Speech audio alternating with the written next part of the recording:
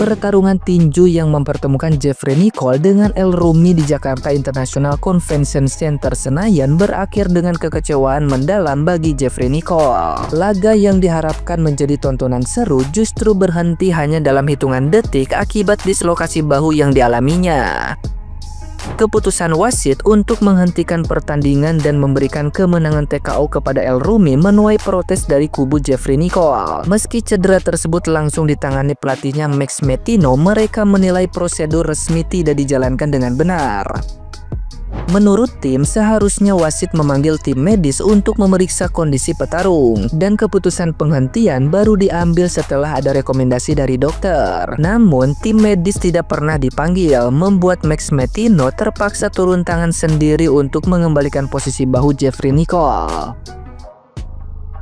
Kekecewaan Jeffrey Nicole semakin bertambah karena ia merasa kalah dalam kondisi yang tidak ideal, apalagi saat ia baru sempat melancarkan beberapa pukulan sebelum laga dihentikan. Perasaan kecewa ini membuatnya kehilangan minat untuk kembali berlaga di dunia tinju. Meskipun ia menegaskan tidak mengalami trauma fisik, baginya yang lebih memberatkan adalah keputusan yang dianggap terburu-buru dan sistem pertandingan yang dinilainya kurang adil. Jeffrey Nicole bahkan mulai melirik arena MMA yang menurutnya memiliki sistem penilaian lebih jelas, di mana dominasi di arena menjadi faktor utama penentu kemenangan, bukan sekadar poin atau kondisi lawan. Nah, gimana nih menurut netizen yang terhormat? Silahkan berkomentar ya. Gue udah bela-belain ya buat langganan video buat ngeliat match kalian ya, Rumi versus Jeffrey Nicole. Pas udah tanding, gak ada semenit aja, 38 detik, lamaan juga gue coli. Jeffrey Nicole mengaku tidak mengerti aturan boxing setelah kekalahannya dari El Rumi. Bahkan saat dia coba dihibur oleh Denny Sumargo, ia berkali-kali mengatakan bahwa ia belum berkelahi. Aku setuju sih sama Jeffrey Nicole karena tadi malam jatuhnya bukan berkelahi, tapi lebih digebukin berkali-kali tanpa perlawanan. Kalau mengaku tak paham tinju terus yang katanya latihan 2 tahun, masa latihan renang ya kan?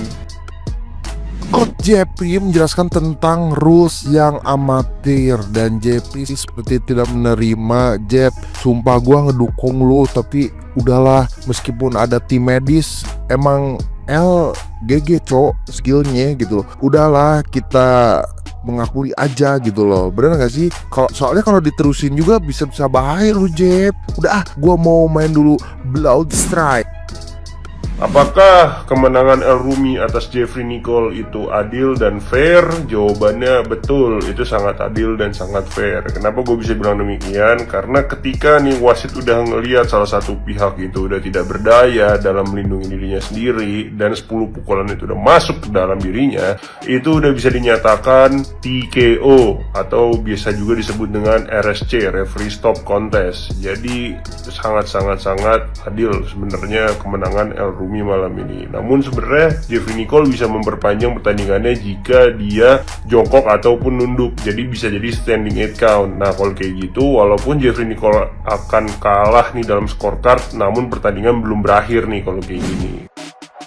Jeffrey Nicole banyak alasan, itu kata netizen. Pada fightnya melawan El Rumi, match berjalan dengan sangat cepat, dan itu adalah fight ICB paling cepat di dunia. Kurang lebih hanya 30 detik, El Rumi mengalahkan Jeffrey Nicole. Tentu banyak sekali penonton yang kecewa kenapa match bisa berjalan dengan sangat cepat. Apalagi pada match kali ini, kedua fighter menggunakan hair guard. Tapi teman-teman, di luar sana ada fight ICB juga yang menggunakan hair guard. Dan apabila teman-teman bertanya kenapa match begitu cepat, karena satu hal, keselamatan fighter sangat dijaga di sana. Terlihat juga pada saat dipukul sama El Rumi, Jeffrey Nicole tidak melakukan perlawanan. Setelah kalah dari El Rumi, Jeffrey Nicole nampaknya bakal berhenti di dunia boxing, dan dia lebih memilih dunia MMA. Tapi teman-teman, menurut kalian gimana fight yang terjadi semalam? Coba berikan pendapat kalian di kolom komentar di bawah ini.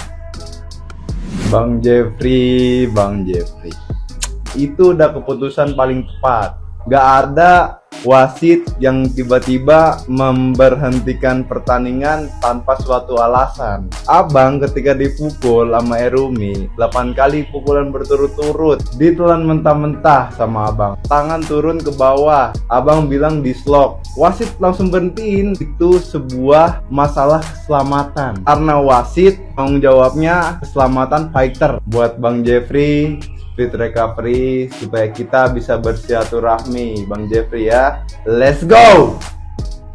Jeffrey Nicole versus El Rumi. Anjay, nonton bayar 29.000 tapi nggak nyampe 10 detik. Menurut para netizen atau penggemarnya Jeffrey Nicole, wah itu wasitnya gak bener tuh dibayar. Emang wasitnya dibayar guys, lagi siapa juga mau wasitin gratis. Ya menurut kacamata gue orang yang awam ya mengenai pertandingan mereka itu, menurut gue si Jeffrey Nicole tuh dislok guys di bahunya. Menurut gue ya kebanyakan kalau petinju yang gue yang awam amatir nih melihat kalau orang yang kena dislok itu ya kemungkinan dia akan berlari atau bermanuver sebisa mungkin agar terhindar dari pukulan. Cuman posisi Jeffrey yang gue lihat tadi itu dia udah terpojok posisinya, udah kekunci intinya, jadi susah. Mungkin dia nurunin tangannya itu mungkin untuk buat ngasih tahu wasit bahwa saya dislok nih. Cuman mungkin kan wasit ngiranya bahwa dia udah nyerah karena dia udah kena beberapa kali atau mungkin lebih dari 5 kali pukulan dari Rumi, jadi mungkin wasit ngiranya dia nyerah, dia kalah TKO gitu. Tapi untuk penilaian bahwa wasit itu dibayar, jelas lah wasit dibayar. Dia ya kali mau ngwasitin acara segede itu gratis. Ya gitu aja sih.